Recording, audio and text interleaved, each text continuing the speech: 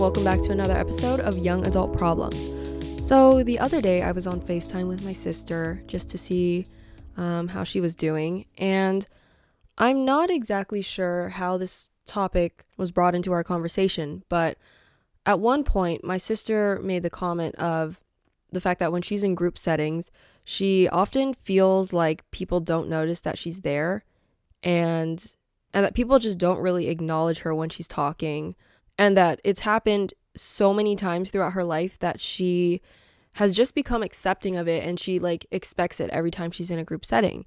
And when she said that, I was like, I experienced the exact same thing, because for a long time I've experienced what she was describing, but I've never really talked about it with her because I thought it was really just a personal problem, like a weird problem that only I experienced. And so when she talked about it, I was like, I experienced that exact same problem that you're describing.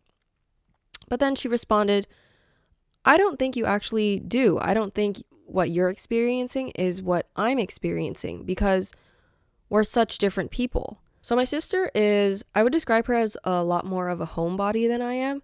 She really just likes to stay at home. She likes to be in her safe space, watch shows. That's really where she finds her comfort in, as opposed to social settings. So she stays home a lot more than she goes out. Whereas I'm less of a homebody. I'm still very, already, I'm very introverted. I have anxiety. I'm very shy. But I still like to go out. I like to be around my friends. As of recently, I've tried to challenge myself to be in more social settings and to meet new people and things like that.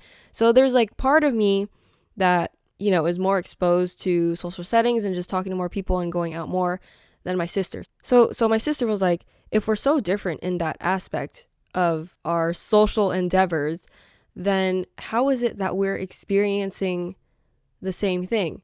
And I told her that even though it might seem like we put ourselves into different social situations, what she described was to a T what I experience when I'm with a group of people as well.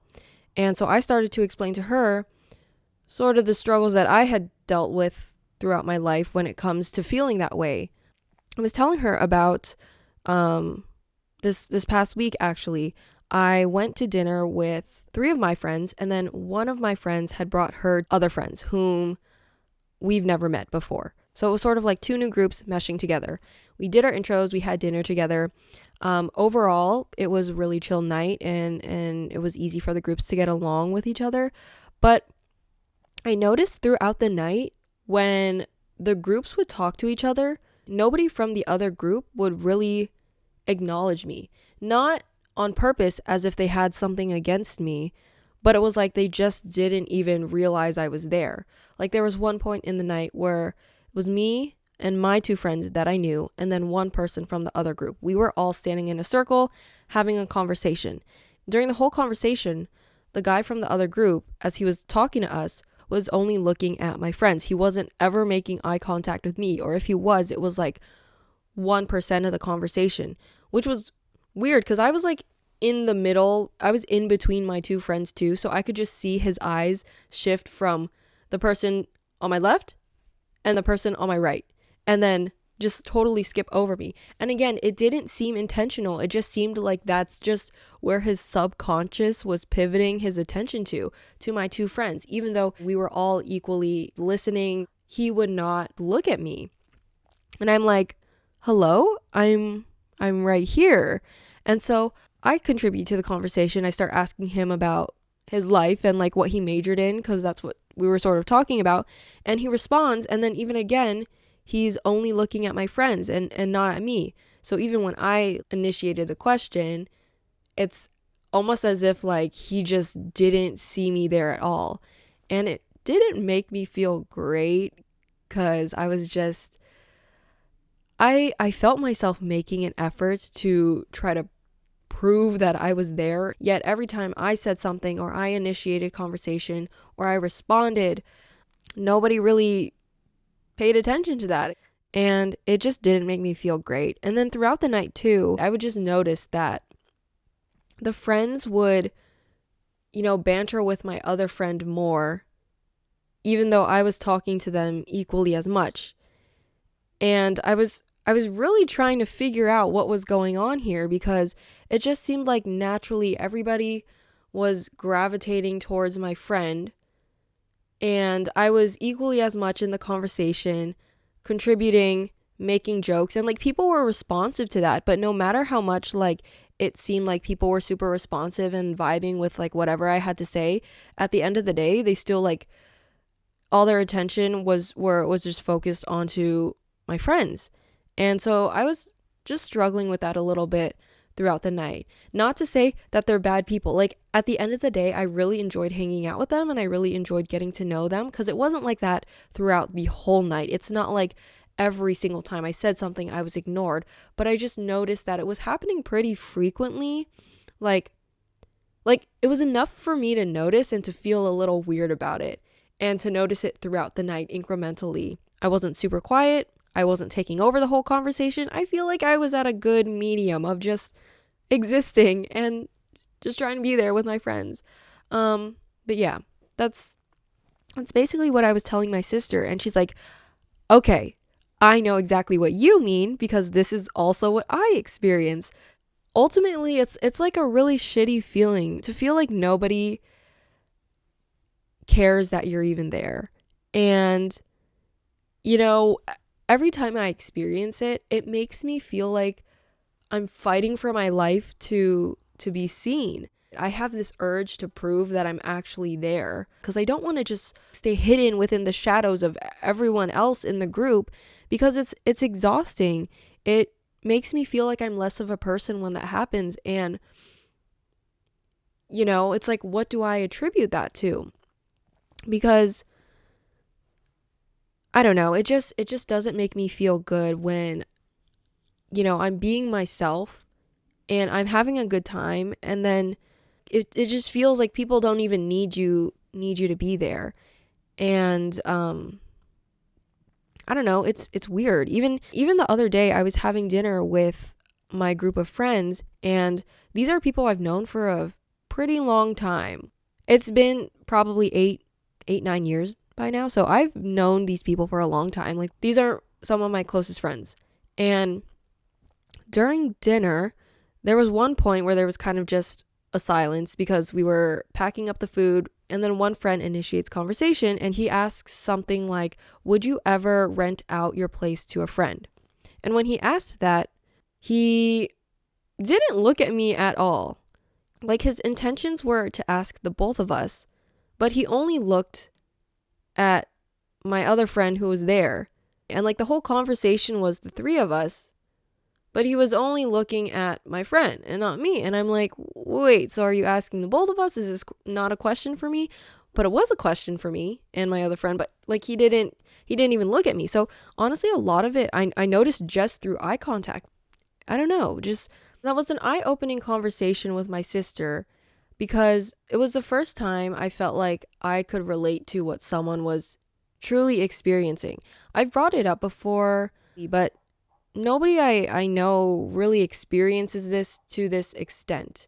And so to talk about it with my sister was eye-opening, and we got deeper into conversation about, why this could be the case, etc., which I'll get into later. But just the fact that I could talk about it with someone and feel like, honestly, like I think we both felt heard in that moment, because when you experience that so much, it's exhausting. Like, you just expect to be unheard, but it's not like you like that. It's, you really just have to adapt to it, because that's just how things in life start treating you. So the fact that my sister and I could relate to that both made us feel heard in the moment. So I felt like that was a good conversation to have. And it's interesting because later that night I met up with some of my friends to grab dinner, and when we were in the car, we had a very similar conversation to what I had talked about earlier in the day with my sister. Again, I don't exactly remember how this topic came up, but we were talking about how a lot of people tend to forget people's names, and I brought up the instance of when this one guy in our friend group, let's call him Bob. So this one guy in our friend group, Bob, whom I've gotten the chance to get closer to than, compared to a year ago. So we've definitely hung out a lot more within the past year, and I've gotten to know him better and things like that. But I was telling them about this one incident that happened a year ago with my now friend Bob. And that was when I went to someone's birthday party and Bob was there. And so when I arrived to the birthday party, I walked in with my two other friends who Bob also knew. And when the three of us walked in, Bob came to greet all of us. So he greeted my two friends. He went in for a hug and he was like, "Oh, it's great to see you. Like, how you guys doing?" And then when it came to my turn, he was like, "It's so good to meet you." What do you mean it's so good to meet me? What do you mean? Like, sir, I've known you since high school. We have pictures together from when we were in high school. We were on a sports team together. I'm pretty sure we would eat lunch together from time to time. So what do you mean? What do you mean nice to meet you? Like, I didn't say any of that, of course, because when he said that, I was so in shock. I was like, what do you mean nice to meet me? But I didn't say anything because it was also the feeling of, oh, this is happening again. Like, at this point, what do I do? It's like you feel defeated, right? So, and I think I talked about this on the pod too, but honestly, I don't remember because that was a blurry time in life. But it's not like we were super close back in high school, but like we weren't distant, like we were friends. The fact that I was enough to forget was like, oh my gosh, like that just made me feel shitty. And then later in the night, somebody had to tell him who I was. And I overheard the conversation. Bob was talking to this other guy, and the other guy was like, "That's Megan." And Bob was like, "Megan? Like, who's Megan?" And then the other guy was like, "Megan from, the sports team that we were on." And Bob was like, "Oh shit, like really? That's crazy. Like, oh my God, I didn't even realize." What do you mean you didn't realize? Anyways, so I brought that up yesterday in our conversation with my friends, and I was just getting really heated talking about it actually, because it's so weird to think about, especially because since then we've hung out a lot. So when I think back on that moment, I'm like, huh, crazy that you didn't even know who I was. But yeah, I did take offense. I still do take offense. And he doesn't know that I overheard that conversation, or I don't even think he remembers that happened, to be honest. I don't think he was aware that he was even saying "nice to meet you" to me. I just don't even think he was really aware of what was happening, or that I heard that conversation. So he's not even, anyways, it's chill now. It's just, yeah. But I brought that up. And then my friend brought up the fact that something very similar happened to her with our English teacher in high school. And she was talking about how the fact that our English teacher never remembered her name, or would always confuse her with the person that she was sitting next to. And it was crazy because the English teacher did the exact same thing to me and the person I was sitting next to in class too. He never ever remembered our names, or he would always confuse us the entire year. And he would make a joke out of it too. He would be like calling me the wrong name all the time. Even in my yearbook, he wrote the wrong name on purpose. But like, it wasn't funny to me, especially if you're a teacher where you're an authoritative figure and, I'm learning from you. For a teacher to not even put any effort into trying to remember your name, it's like dehumanizing, to be honest. And he would think it's funny, he would joke about it, but it was never funny to me. And it's one thing for someone to not remember you one time, but for someone to not put any effort into remembering who you are for an entire year, not making any conscious effort, like being aware of the fact that they don't know who you are, but not making the effort to actually learn your name, that's so disrespectful and it's so dehumanizing. I really don't like the feeling, and it's something, again, that both my sister and I, these aren't like one-time occurrences. We've experienced this a lot growing up. It affected how I view a lot of things, view social situations, view myself, view others.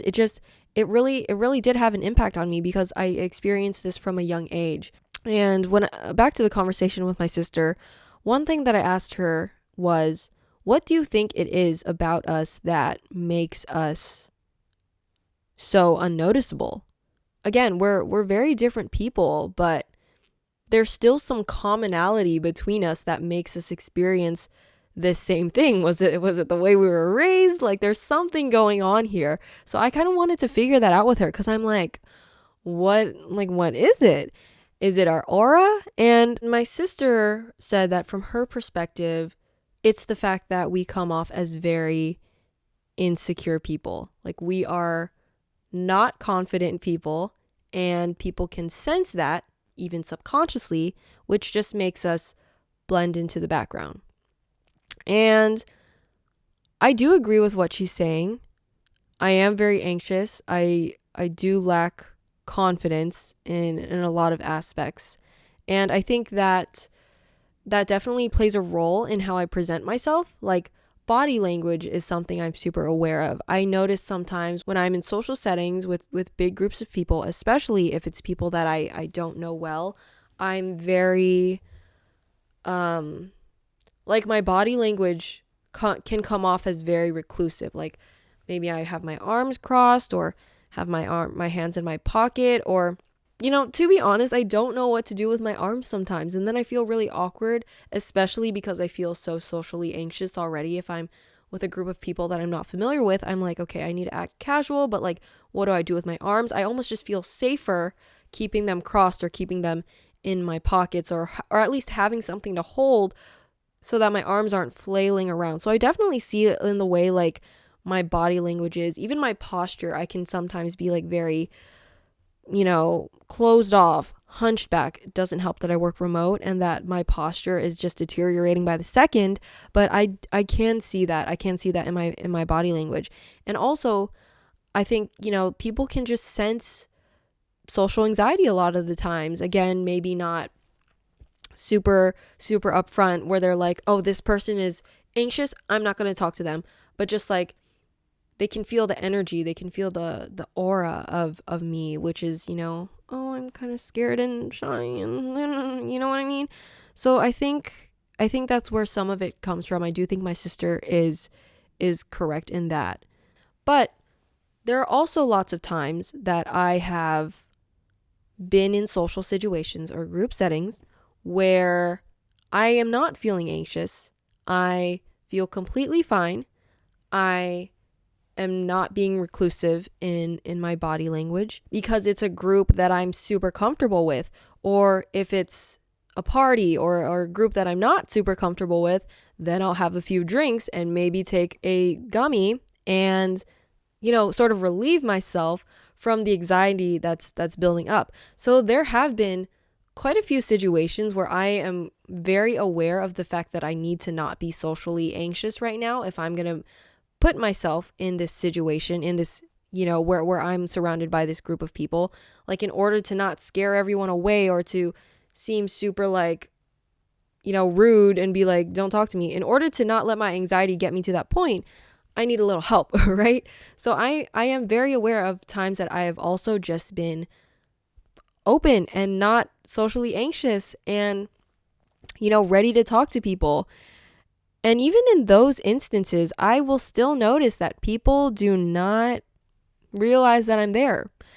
So at that point, I'm like, okay, now what is it? Like, what is it now? Because I'm having a good time, I'm laughing, I'm talking to people, yet there's still always something that makes me feel like less of a person. And yes, maybe I'm just more sensitive or too hyper aware of these things. When it happens so often, it's like, it's not just a coincidence, it's something's going on. Like I was at a party the other day, and there was one point in the night where I was just sitting down with my friends, doing some people watching, and then I make eye contact with this guy. And I know who this guy is because he went to my high school. Like we had Spanish class together for 3 years. I knew who he was. It's the way that when I made eye contact with him, he looked at me and pointed at me and started talking to the girl next to him, and he was like, "Who is she?" And not in a like, who is she? I want to go talk to her type of moment. It was like, who is she? Do I know her? Like, who is she? And it wasn't even in a friendly way. And it's the way that I made eye contact with him, and then he decided to directly look at me and point at me and ask the person next to him, who is she? As if I just wasn't there. You know what I mean? As if I wasn't looking directly at him. So I'm like, what do you mean? Like, why are you pointing at me right now? Why are you pointing at me? Isn't that, it just doesn't make you feel good, you know? It's like, even when I try my hardest to be chill and to not give off the insecure body language, like, something always happens to make me feel shitty. A little rude, don't you think? Or maybe I'm being sensitive. Like, honestly, I don't know at this point. But yeah, one thing that I thought was interesting in the conversation that I had with my sister was that she said, yes, it is partially our faults for having this aura or personality, but it's also everybody else's faults for just not even willing to acknowledge us.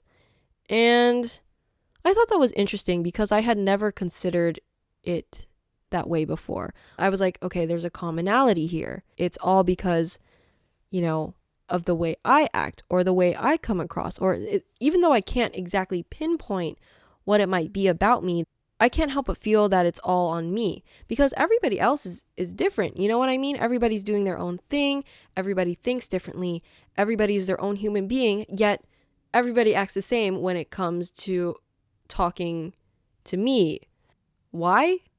Because of me. I'm the common denominator here. Not me using math terms. Like, I haven't done math in years. Anyways, yeah, I always thought it was something that I needed to completely just fix about myself. But then when my sister said that, my initial thought was like, no, we are the commonalities here. What do you mean? It's not anyone else's fault but ours, and it's something that we need to change and we need to work on if we want to see a difference in the way people perceive us. And I still think that. But then she also brought up another good point, and she was like, well, when I'm having conversations with people, I try to include everybody into the conversation.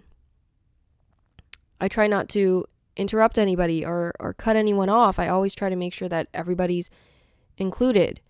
So that got me thinking, that's true too. If I do the same thing, I'm very aware of when people get cut off in conversation, or if people look like they want to say something but they haven't had the opportunity to say it, I'll try to reel them into the conversation. And after thinking about that, it sort of opened my eyes a little bit to my sister's perspective, because the people who you're with, if they truly care about you, they'll bring you into conversation. They'll notice that you're there. They won't just forget about you or treat you like you're not even there. Like, I can think of one friend in particular. I just remember even in high school, she would almost stand up for me in a way, or like make sure that I was included or heard. And she still does to this day. And we're not as close as we were when we were in high school, but we'll still hang out in group settings, and I really respect her for that. I noticed that she's very aware of people in social situations. Sometimes I'll get cut off, and then after the person's talking, she'll look at me to indicate I can continue talking, or that she hasn't forgotten what I was talking about. I really appreciate it. One thing I want to bring up is the disconnect between my mental and my physical. Because earlier I talked about how I am aware of how I can come off as, not confident or insecure, which in turn makes me blend into the background very easily.